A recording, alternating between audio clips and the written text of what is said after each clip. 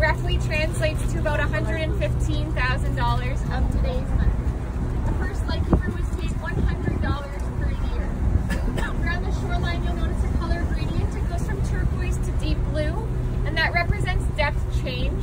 It goes from a shallow shelf and drops straight down to 60 feet. Makes it a popular area for scuba diving.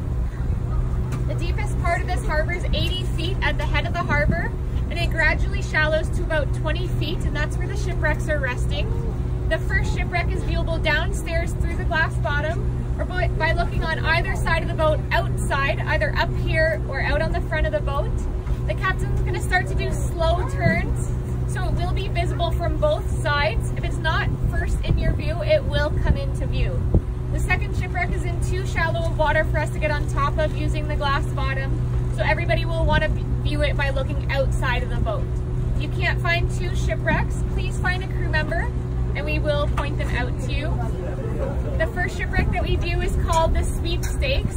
The Sweepstakes was built in Burlington, Ontario in 1867. In 1885, it was making its way from Chicago to Tobermory with a load of coal, but it hit Cove Island on its way in.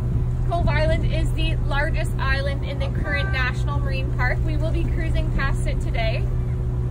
Luckily, the captain and crew were all saved and they were towed into Big Tub Harbor with the intentions of repairing the Sweepstakes.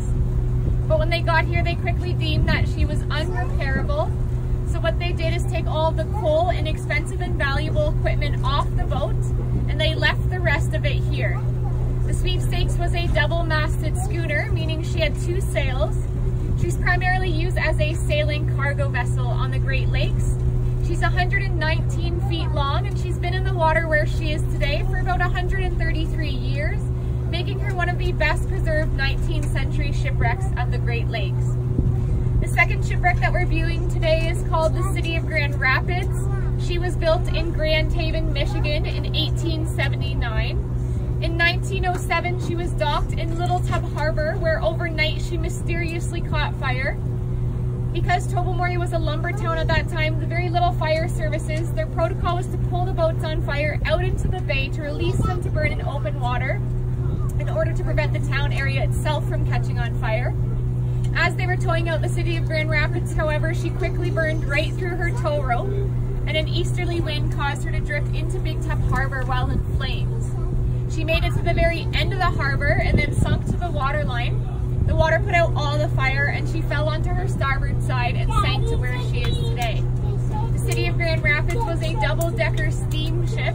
She was capable of carrying cargo, but also passengers. She was larger than the Sweepstakes is, but she's quite destroyed along the shoreline due to the fire.